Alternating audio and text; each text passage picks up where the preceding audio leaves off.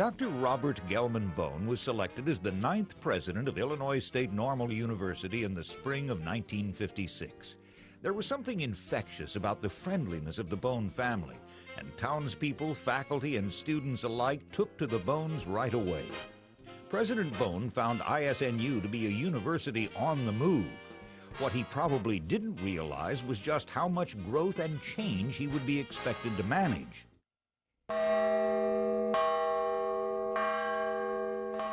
President Bone and the student body president rang the old main bell 5 times each for the 10 decades of ISNU, ushering in the centennial year on January 8, 1957.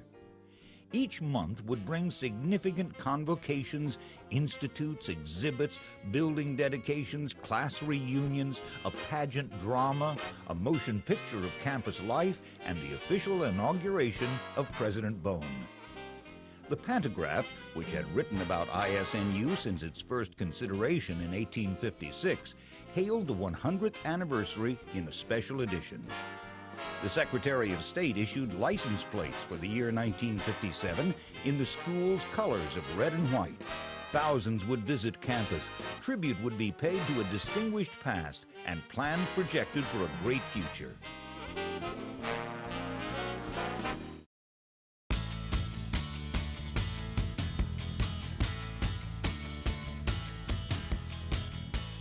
Already, state schools at Carbondale, Charleston, Macomb, and DeKalb had changed their names and broadened their purpose. But when President Bone first addressed the faculty, he asked for time to study and know the school before embarking on sweeping change. In the meantime, the university would dedicate Schrader Hall, move into the new Thomas Metcalf Laboratory School, and open the new Student Union. The Union was a welcome and overdue addition to campus life. It would include a ballroom, private dining room, spacious reception lounge, a cafeteria, dining room, game room, and a snack bar. A particularly friendly area of the Union was known as the Cage, where one could always find coffee, a burger, and someone to debate the latest social issue. Illinois State Normal University was becoming a modern institution. More than 3,000 students were attending the university in the fall of 1957. A committee formed to develop a campus plan agreed in 1958 that the school should be prepared for 6,000 students by 1968. But there could be no waiting to expand the institution, for the university had already turned away over 200 future teachers in 1957 and 300 in 1958, many with excellent records.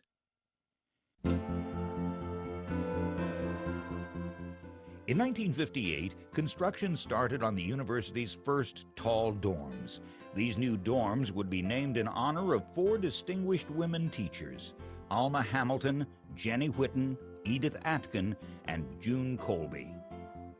In April of 1958, it was announced that all that remained of Old Main would be torn down. Before the summer had passed, an iron ball had reduced the venerable structure to rubble. The ground was leveled and formal flower beds were installed. In the center would be a large stone marker bearing depictions of the old building. In the fall of 1959, the new Centennial Fine Arts Building was completed, providing space for 800 art students, 400 speech students, and 1,000 music students. The university farm on the west edge of campus was no longer large enough for efficient operations, so the university bought an adjacent 500 acres, moved the farm operations, and opened land for campus expansion. In January of 1961, the board approved the construction of an addition to the old McCormick Gymnasium and a new physical education plant for men. The facility for men would be named in honor of Dr. Clifford Pop Horton, Director of Men's Health and Physical Education from 1923 to 1961. It would seat 10,000 for sporting events and accommodate larger concerts and convocations, including commencement. The adjacent Hancock Field could accommodate crowds of over 12,000.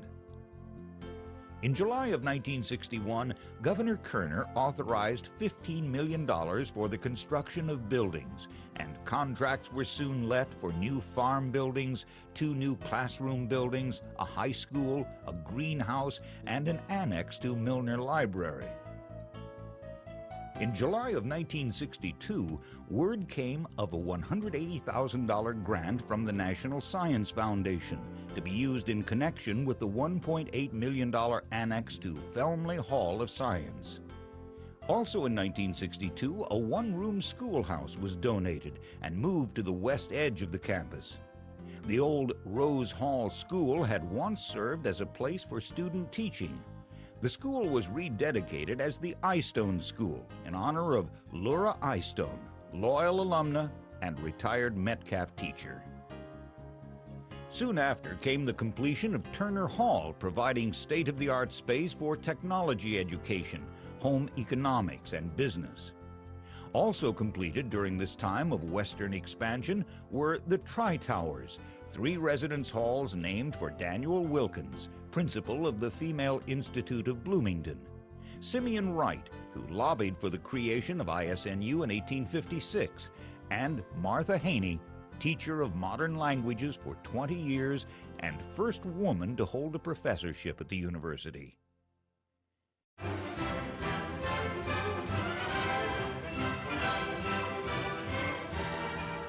By 1960, total enrollment had reached an all-time high of nearly 4,500, only 2,000 short of the earlier prediction for 1968. A major state bond issue for higher education had failed in 1958, but after representatives from 6 state-supported universities campaigned heavily, the citizens of Illinois finally responded in support. Although the success of the bond program was very good news, the university still had immediate problems to address. Prospective students were applying earlier than ever, and when it appeared certain that the 1968 goal of 6,000 students would be realized in 1962, the university asked the board to establish an enrollment ceiling of 6,500. However, in September of 1963, the enrollment was 6,637, and the school was busting at the seams. The university would have to find ways to build more classroom buildings, residence halls, and support facilities. More importantly, the university needed to find qualified faculty and staff to keep pace with the growth.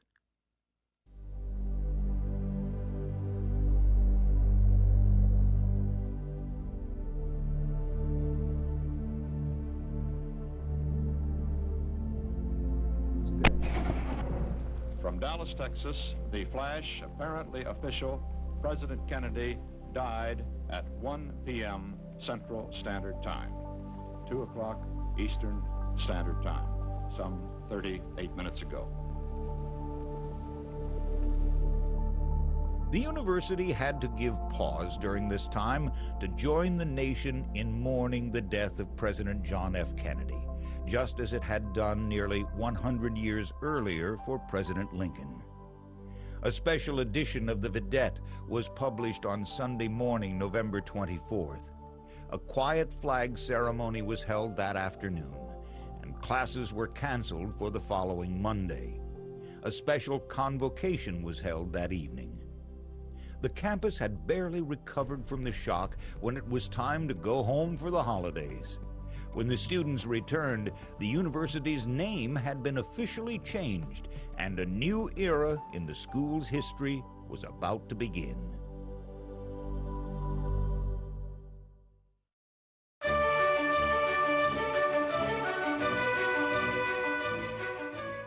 Students in the late 1950s, as well as many of the younger faculty, found the word normal in the university's name something of an anathema. It was coming to have an unsavory connotation, redolent of 2-year certificates and refresher courses for country school marms. Letters were written, articles appeared in the Vidette, handbills were circulated, and in 1959, a specific recommendation was made to delete normal from the name. The University Council appointed a committee to conduct a poll of students, faculty, and alumni. They would ask for their opinions about changing the name to Illinois State University for Teacher Education, or Central Illinois University, or Illinois State University. A floor motion added Illinois State Normal University back to the list. Of the 103 alumni that responded, 72 were opposed to changing the name. However, a majority of students voted for Illinois State University. The faculty voted 151 for Illinois State University against 116 to retain Illinois State Normal University. The committee, not seeing a clear majority, voted to delay further action to a future legislative session. In December of 1961, 4 faculty members expressed their views in favor of the name change in speeches that were extracted in the Vidette. In a bipartisan gesture, 4 faculty opposed to the name change were invited to contribute articles. The 8 articles provoked considerable response from students and alumni. A committee was formed to direct a campaign for changing the name. To avoid an apathetic student body, the committee was certain to include representatives from the Student Senate. Petitions were signed in favor and in opposition. President Bone had taken no position on the proposal, preferring not to influence that which was becoming too often personal battles. The board placed the petition on file for later consideration, noting that nothing could be done until the next legislative session. The next fall, from the day the freshmen arrived on campus, there was no doubt that the name change was in the air. T-shirts and souvenirs sold at the Co-op bookstore were marked Illinois State University, reflecting the sentiments of the management and the athletics department. Editorials and letters in the Vidette and programs on the campus radio station WGLT kept issues alive. At an all-school mass meeting in Capon Auditorium, urgency was brought to the cause. The legislature would convene in 3 months. There was no time to lose. There was still opposition. However, petitions were forwarded to House and Senate sponsors. 8 bills designed to cover various facets of the name change were introduced in April of 1963. The bills passed the House in May and the Senate in June. The governor affixed his signature in August. On January 1st, 1964, Illinois' oldest public university would be known as Illinois State University at Normal. Although the battle had been fought hard on both sides, there was little fanfare when it was done. One professor suggested the change be allowed to settle gently and quietly.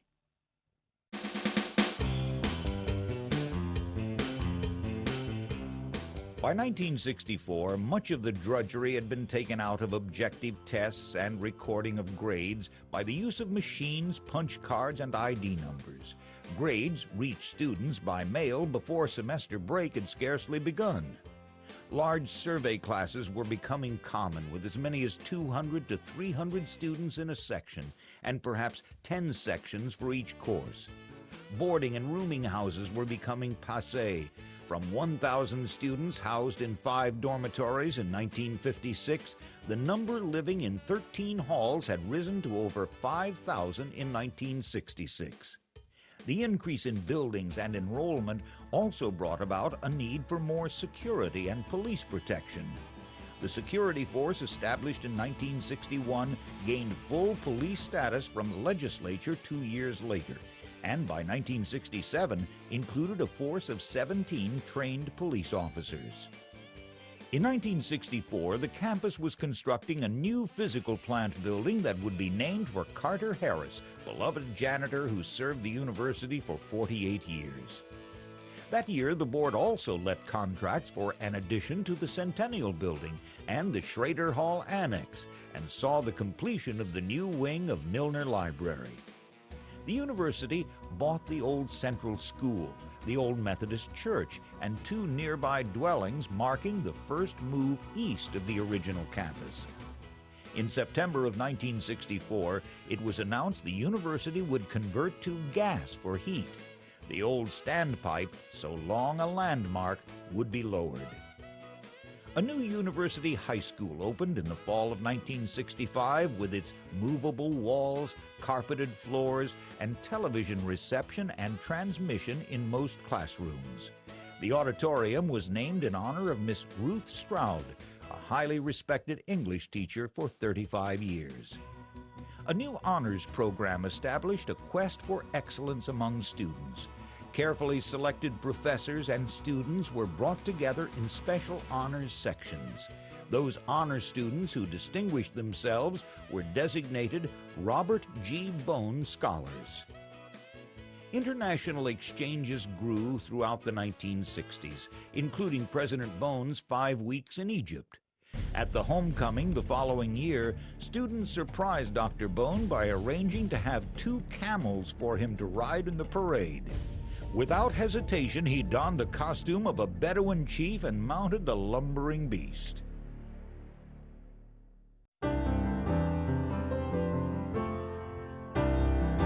The enrollment in 1966 had grown to 9,699.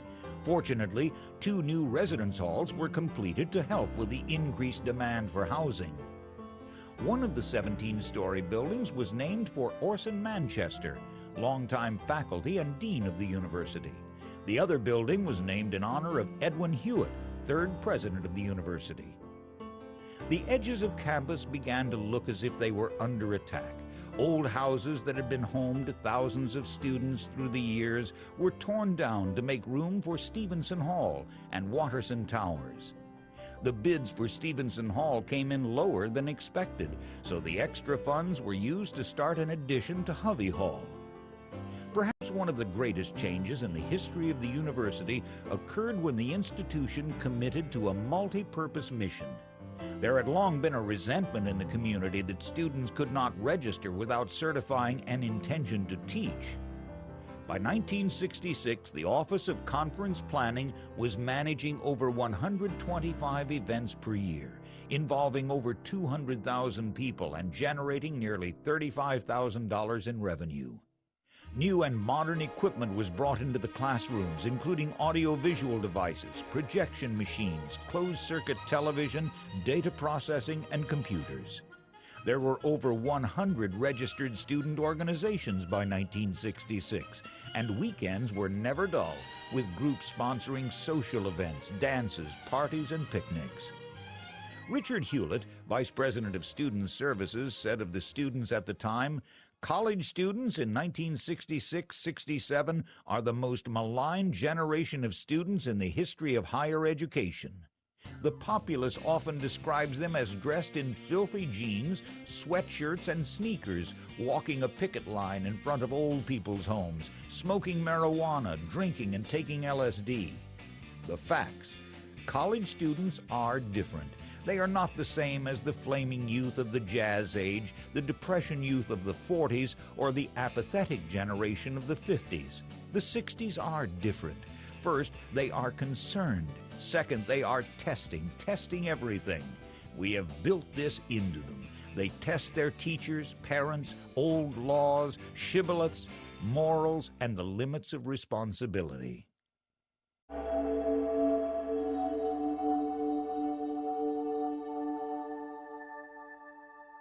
In May of 1966, President Bone announced his intention of retiring in September of 1967, giving the Committee on Selection ample time to find a successor.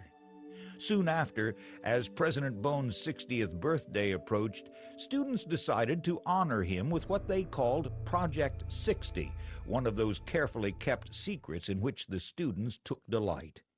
Early in the evening of May 31st, about 2,500 persons gathered in the amphitheater. At the close of a banquet in the Union, the president was blindfolded and led to the amphitheater where all was quiet. As the blindfold was removed, the president gasped at the sight in front of him as he was greeted with a resounding chorus of "Happy Birthday, Bobby." Although President Bone was certainly well-liked, his administration was not without unpleasant times.